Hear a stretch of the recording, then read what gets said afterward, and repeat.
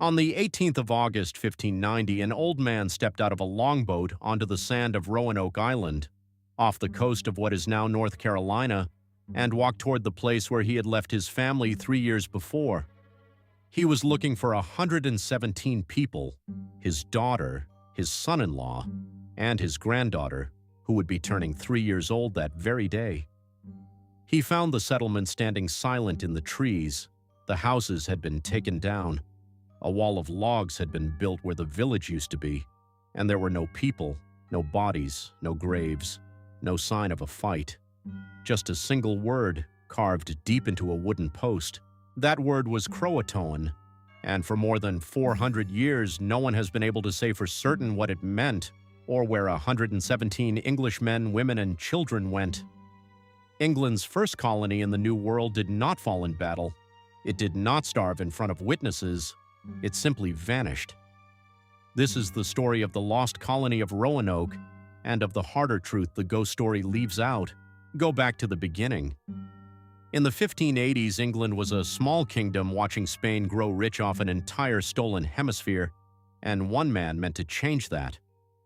Sir Walter Raleigh, favorite of Queen Elizabeth, won a royal patent to plant the first English colony in America. In 1584, his scouts, Philip Amadas and Arthur Barlow, reached the warm, wooded coast of the Carolina Sounds. The land was beautiful. The native people met them with food and welcome. The English named the whole country Virginia after their unmarried queen, and they sailed home carrying 2 Algonquian men, Monteo and Wanchese, to show off at court. The first true colony came the next year. In 1585, Ralph Lane landed at Roanoke with 110 men, soldiers and adventurers, every one of them hunting for gold and silver that was not there. They were guests on someone else's land, and they behaved like conquerors. When a silver cup went missing, the English burned an entire native village to the ground. The welcome turned to war. By the next summer, the colonists were starving and terrified, and when Sir Francis Drake's fleet happened to appear off the coast, they begged him to take them home. England's first colony fled. Just after they left, supply ships under Sir Richard Grenville arrived to find Roanoke empty. Rather than surrender the claim, Grenville put 15 men ashore to hold the island and sailed away. Those 15 men are a warning the story almost forgets. They were never seen alive again. When English ships came back, all they found of them were bones and a story from the natives that they had been attacked and killed. Raleigh tried one more time, and this time he tried something completely different. In 1587, he sent not soldiers but families, around 115 people, farmers, craftsmen, husbands and wives, and children. They were meant to build a permanent town, the city of Raleigh, far to the north on the deep harbors of Chesapeake Bay. At their head was Governor John White, an artist and mapmaker, and a grandfather-to-be. They stopped at Roanoke only to collect Grenville's 15 men. All they found was a single skeleton. Then the plan fell apart. The fleet's pilot, a hard man named Simon Fernandez, refused to carry the families any further. He put them off at Roanoke, the one place on the entire coast where the native nations already had every reason to hate the English, and told them this was where they would stay. The old fort was a ruin. The colonists, stranded, began to rebuild a home on cursed ground. On the 18th of August, 1587, in that fragile, half-built settlement, John White's daughter Eleanor gave birth to a baby girl. They christened her Virginia Dare, the first English child born in the New World. She should have been a symbol of a permanent future. But within days, the colony was already failing. Food was short. A colonist who wandered out alone to catch crabs was found killed by native arrows. The families were surrounded and they knew it, so they made a desperate decision. They begged Governor White to sail back to England himself and bring help, because only he had the authority to command supplies and rescue. White did not want to go. He had just held his newborn granddaughter, but they pleaded and he agreed, promising to return in a few months. He left around 116 people behind on that island, his entire family among them. It was the last time he would ever see any of them, and then history itself trapped him. White reached England in the autumn of 1587 and sailed straight into a national emergency. Spain was preparing the greatest invasion fleet the world had ever seen, the Spanish Armada. The Queen seized every seaworthy ship in the kingdom for the defense of England. No vessel was permitted to leave. In 1588, England fought for its very survival against the Armada, and a desperate grandfather and his stranded colony meant nothing against that. White scraped together 2 small ships that year anyway, but the crews turned pirate, went hunting for plunder, were themselves attacked and robbed, and limped back to port having never crossed the ocean. Then another year passed, and another.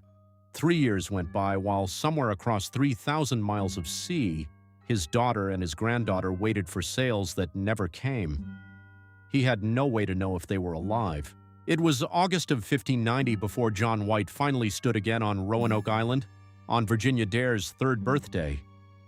As the boats approached, the men saw smoke rising through the trees, and White's heart must have leapt.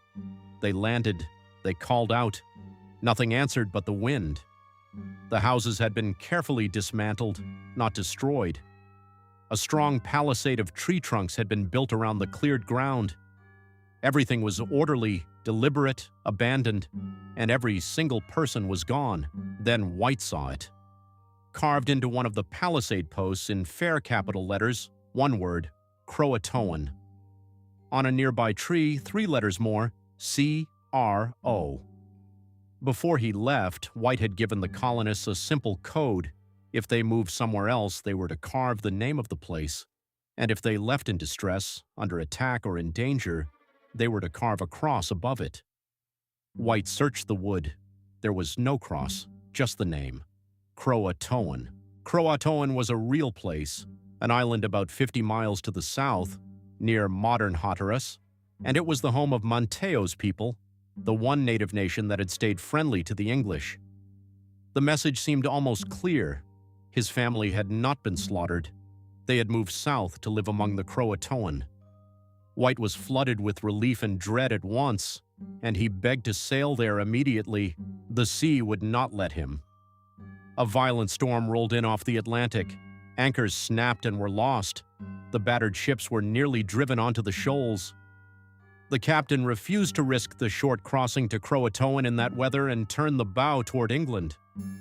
John White was dragged away from his family by the same dark ocean that had kept him from them for 3 years. He never returned.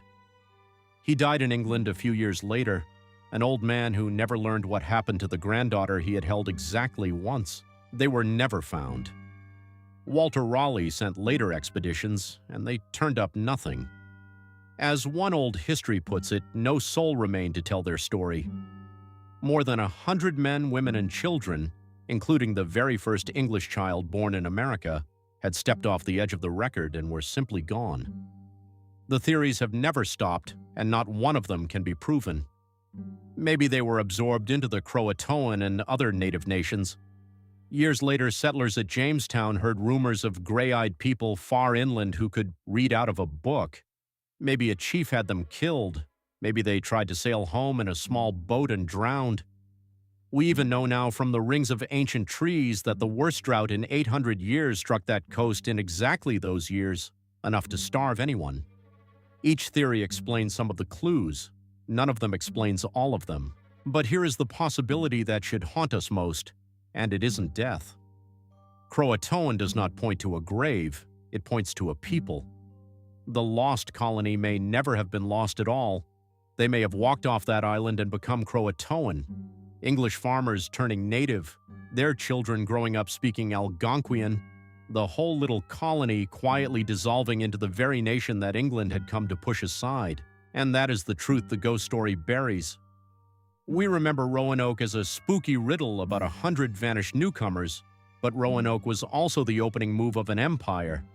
England driving its first stake into land that already belonged to the Secatan, the Roanoke, the Croatoan. We have spent 4 centuries obsessed with the disappearance of the colonists, the peoples who were already there, and the centuries of disappearance that England was only beginning to bring down on them got no carved post and no mystery and no monument. One word in the wood and no cross beside it. After 400 years, that is still everything we have. Whatever truly happened on that island, the colonists left us a single instruction and then stepped out of history entirely. Were they massacred, starved, drowned? Or did England's first colony simply choose to stop being English? We may never know. And maybe that is the most honest ending of all, that the first thing the New World did with the people who came to conquer it was make them disappear.